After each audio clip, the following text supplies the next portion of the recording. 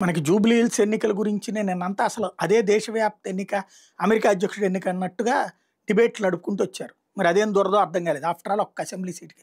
బీహార్‌లో అంత పెద్ద ఇష్యూ నడుస్తుంటే దానికి జస్ట్ పక్కన స్క్రోలింగ్‌లోను అంకెలేసుకుంటూ వచ్చి అప్పుడప్పుడు మధ్యలో డిబేట్‌లో తీసుకొచ్చుకున్నారు. మన తెలుగు మీడియా భావదారిద్ర్యం ఇంతకు మించి ఎదగదేమో అనిపించింది. ఎందుకంటే మనం పోను పోను కుచించుకుపోతున్నాం అనిపించింది.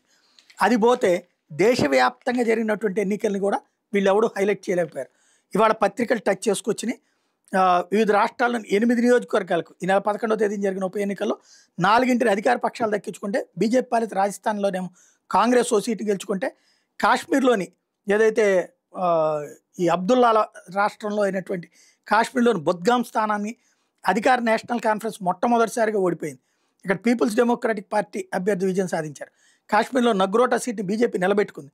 మిజోరాంలోని ప్రధాన ప్రతిపక్షం మిజో నేషనల్ ఫ్రంట్ డంపా సీట్‌ని, పంజాబ్‌లోని తరన్ తారన్ స్థానాన్ని ఆప్, జార్ఖండ్‌లోని గట్సిలా స్థానాన్ని జేఎంఎం నిలబెట్టుకున్నాయి. అదేవిధంగా తెలంగాణలోని జూబ్లీ హిల్స్ స్థానాన్ని బీఆర్ఎస్ నుంచి కాంగ్రెస్ దక్కించుకుంది. ఒరిస్సాలో నౌపడా స్థానాన్ని బీజేపీ భారీ మెజార్టీతో తిరిగి గెలుపొందింది. ఉప ఎన్నిక ఫలితాల మీద మోడీ స్పందించారు. బీజేపీ అభ్యర్థులకు విజయం అందించిన జమ్మూ కాశ్మీర్లో నగ్రటా, ఒరిస్సాలో నౌపడా నియోజకవర్గాల ప్రజలకు ధన్యవాదాలు చెప్పారు.